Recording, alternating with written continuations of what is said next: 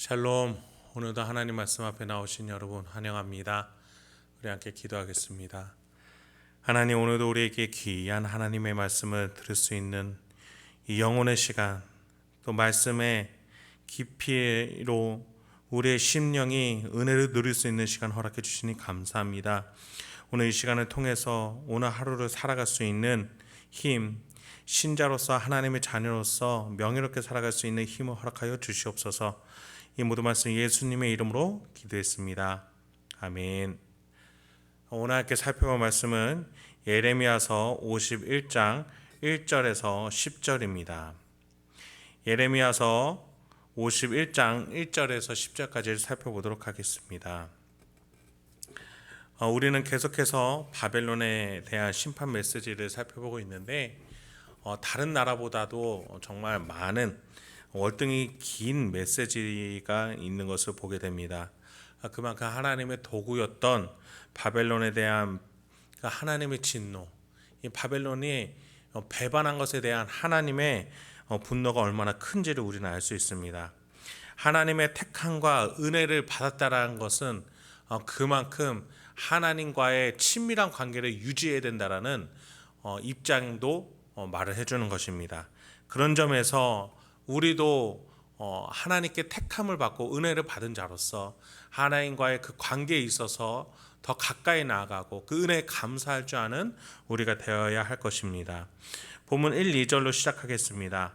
여호와께서 이와 같이 말씀하시되, 보라, 내가 멸망시키는 자의 심령을 부추겨 바벨론을 치고 또 나를 대적하는 자 중에 있는 자를 치되, 내가 타국인을 바빌론에 보내어 키질하여 그 땅을 비게 하리니 재난의 날에 그를 애워싸고 치리로다. 하나님께서는 페르시아 왕국을 일으키시고자 멸망시키는 자의 심령을 부추기겠다고 하십니다.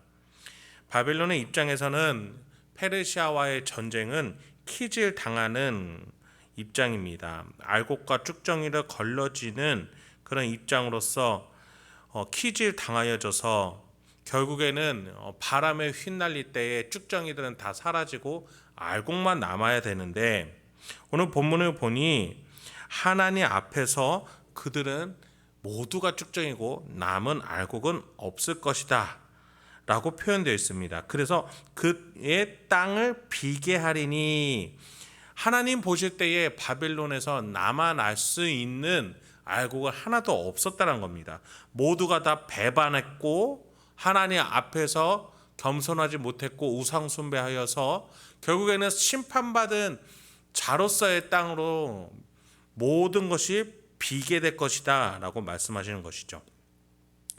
3절과 4절로 이어집니다. 활을 당기는 자를 향하며 갑옷을 입고 일어선 자를 향하여 쏘는 자는 그의 활을 당길 것이라. 그의 장정들을 불쌍히 여기지 말며 그의 군대를 전멸시키라. 무리가 갈대아 사람의 땅에서 죽임을 당하여 엎드러질 것이요 관통상을 당한 자가 거리에 있으리라. 바벨론이 아무리 갑옷을 입었다고 하더라도 하나님의 정죄와 심판이라는 화살은 그들을 관통하고 말 겁니다. 하나님의 심판은 이렇게 모든 것들을 관통해냅니다. 우리의 가장 은밀하고 개인적이며 아무도 모르는 우리의 기억과 과거와 사건 사고들도 하나님은 모든 것들을 관통해 보고 계시고 심판하실 겁니다. 그래서 우리는 심판대를 준비를 해야 합니다. 그 심판대에서 모든 것들이 관통될 때에 하나님은 우리에게 피할 길을 주셨습니다. 무엇입니까? 예수 그리스도로 덧입힘을 받고 의롭다함을 받는 자들은 관통되어져도 의롭다함을 받게 될 것입니다. 하나님의 방법을 우리는 그래서 인정해야 합니다. 하나님이 심판대에서 심판하시지만 피할 길을 주셨습니다. 예수 그리스도라는 피할 길을 주셨습니다. 우리 인생 또한 바벨론처럼 쭉정이뿐임을 우리는 인정해야 됩니다. 알곡이 없습니다. 그래서 우리에게는 예수님이 필요합니다. 쭉정이 인생, 예수가 우리 가운데 함께 계실 때부터, 그것을 인정하면서 믿으면서 살아갈 때부터 우리 인생을 알곡된 인생, 의로운 인생이 될 것입니다. 하나님이 그러한 방법을 마련해 주셨습니다. 옛사람을 그래서 우리는 버려야 됩니다. 쭉정이의 삶을 버려야 됩니다. 새 사람으로서 시작해야 됩니다. 예수와 연합된 삶을 시작해야 됩니다. 그 결실을 맺는 알곡의 인생을 시작해야 합니다. 내가 주인이 되어서 살았던 죄의 삶을 버리고 예수와 함께 사는 새 인생, 새 사람을 하나님은 인정하십니다. 갈라디아서 2장 20절에 바울은 그래서 이렇게 고백했죠. 내가 그리스도와 함께 십자가에 못 박혔나니 그런즉 이제는 내가 사는 것이 아니요 오직 내 안에 그리스도께서 사시는 것이라. 이제 내가 육체 가운데 사는 것은 나를 사랑하사 나를 위하여 자기 자신을 버리신 하나님 아들을 믿는 믿음 안에서 사는 것이라. 예수가 내 안에 사심으로 함께 사는 인생을 하나님은 의롭다고 해주십니다. 그 인생을 인정하겠다고 해주십니다. 복을 주시고 왕노릇할 자로까지 세워주시겠다고 하십니다. 그렇게 하나님은 우리를 홀로 내버려 두지 않으셨습니다.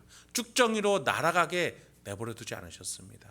회개하는 자에게, 믿는 자에게 알곡이 되어서, 알곡뿐만 아니라 그 알곡을 심겼을 때 나무가 되어서 온 우주의 왕으로서의 예수와 함께 왕노릇하는 자로 우리를 알곡 중에 알곡으로 세우기 위해서 함께 해주시는 분이 바로 우리 하나님이십니다.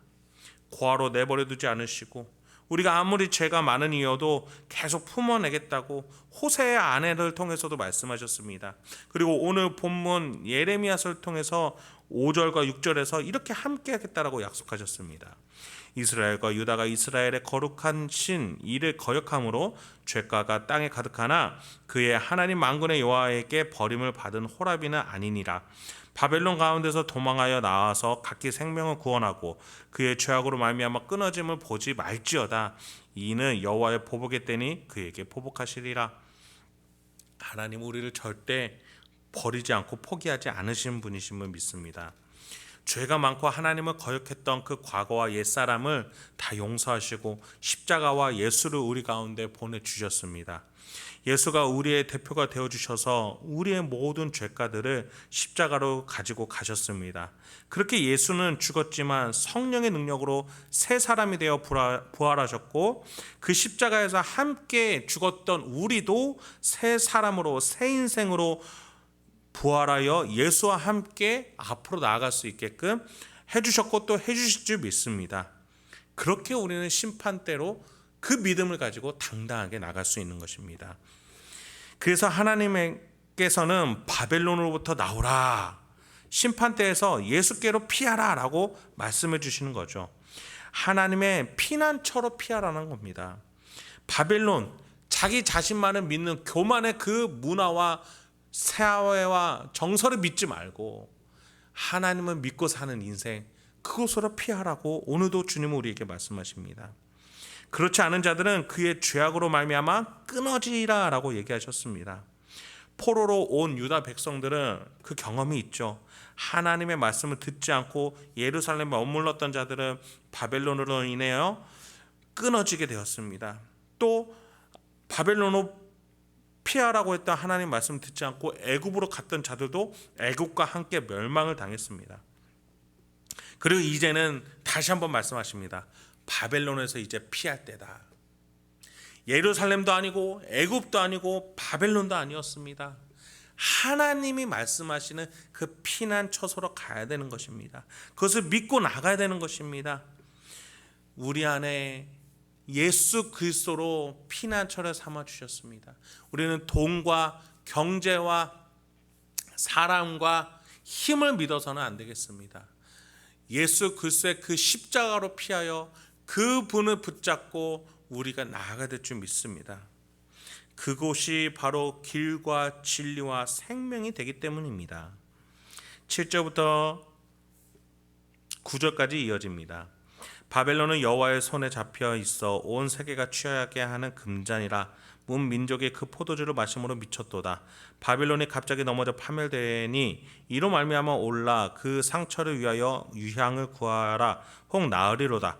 우리가 바벨론을 치료하려 하여도 낫지 아니한즉 버리고 각기 고향으로 돌아가자. 그 화가 하늘에 미쳤고 궁창에 달하였음이라.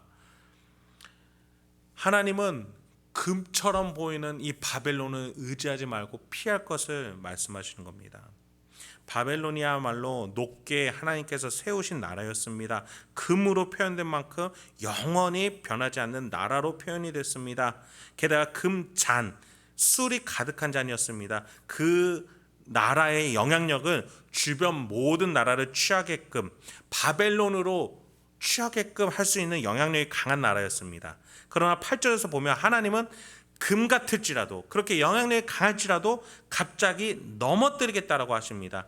하나님의 영역에 대한 침범, 거룩에 대한 훼손, 바알 숭배로 인한 진리 왜곡을 일삼은 그 나라는 하나님의 심판 메시지를 계속 듣지 않았기 때문에 스스로 갑자기 넘어지게 될 것입니다. 회복하지 못하고 멸망할 겁니다.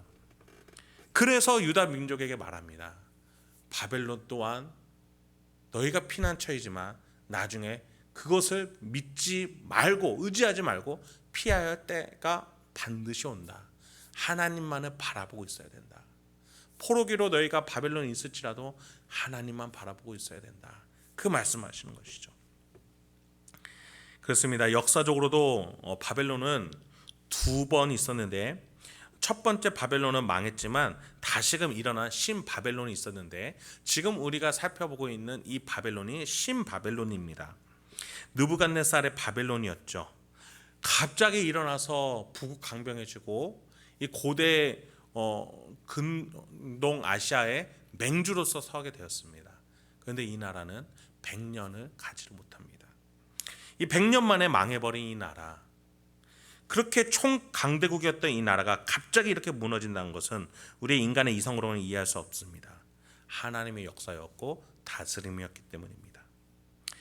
우리의 인생도 그러합니다. 우리의 머리로는 이해할 수 없고 이성으로는 설명할 수 없는 일들로 가득합니다. 정말 철옹벽 같은, 절대 망하지 않고 멸망하지 않을 그럴 것 같은 것들도 하나님이 역사하시며 뽑히고 버려지기 마련입니다. 그리고 도저히 일어날 수 없는 일이라고 생각했던 그 일을 하나님은 신기루사 다시금 그것으로 부흥케 하시는 것도 우리는 이해는 못하지만 하나님이 하실 줄 믿습니다. 그래서 우리는 하나님을 의지해야 합니다. 우리의 힘으로는 이 세상에 공의와 평등을 이뤄낼 수 없습니다. 각자의 사정이 다르고 문화가 다릅니다. 상대적인 것들로 가득한 이 세상에 누가 가장 탁월한 중재자가 될 수 있겠냔 말입니까? 누가 다 똑같이 공평하게 다스릴 수 있단 말입니까? 오로지 우리 하나님이 주인 되시고 예수가 왕 되주시고 성령 하나님이 각자를 심령 가운데 다스리고 계시는 그 샬롬의 통치만이 지금 우리에게 가장 복되고 만족스러운 통치가 될 줄 믿습니다. 그 통치가 지금 우리 심령 가운데 있는 것이죠. 그래서 우리는 의를 위하여서도 핍박을 받을 수 있는 겁니다. 그의 나라와 그의 의를 먼저 구할 수 있는 겁니다. 왜요? 우리 안에 하나님의 나라가 있기 때문이죠. 샬롬이 있기 때문이죠. 성령 하나님이 내주하고 계시기 때문이죠. 그분을 붙잡고 있을 때 공의와 심판이 하나님의 손에서 이루어질 것이고 그것을 기대하게 될 것이고, 그래서 오늘도 복음의 길을 당당하게 살아내는 건 줄 믿습니다. 하나님이 마침내 선을 이루실 것을 우리는 믿기 때문입니다. 그래서 유대 민족도 그 하나님의 은혜를 십자가 같이 고백합니다. 여호와께서 우리 공의를 드러내셨으니 오라 시온에서 우리 하나님 여호와의 일을 선포하자. 우리의 인생이 정말 하나님의 통치를 자랑할 만한 인생, 내 안에 계신 하나님 때문에 내가 이렇게 공평하게 감사하며 너무나 하나님의 은혜에 감격하며 살고 있다라고 말하는 인생이 될 줄 믿습니다. 세상은 불공평하고 나를 향해서 핍박할 수 있겠지만 내 안에 살아계신 하나님 때문에 우리는 오늘도 하나님의 자녀답게, 하나님의 유업에 이을 자답게 살아낼 수 있는지 믿습니다. 그 넉넉함을 가지고, 그 명예로움을 가지고 오늘도 이번 한 주도 감사하시며 살아가실 수 있는 저와 여러분이 되길 소망합니다. 함께 기도하겠습니다. 하나님, 오늘도 우리에게 귀한 하나님의 말씀 주셔서 감사합니다. 오늘도 하나님의 은혜 속에서 살아갈 수 있게 하여 주시옵소서.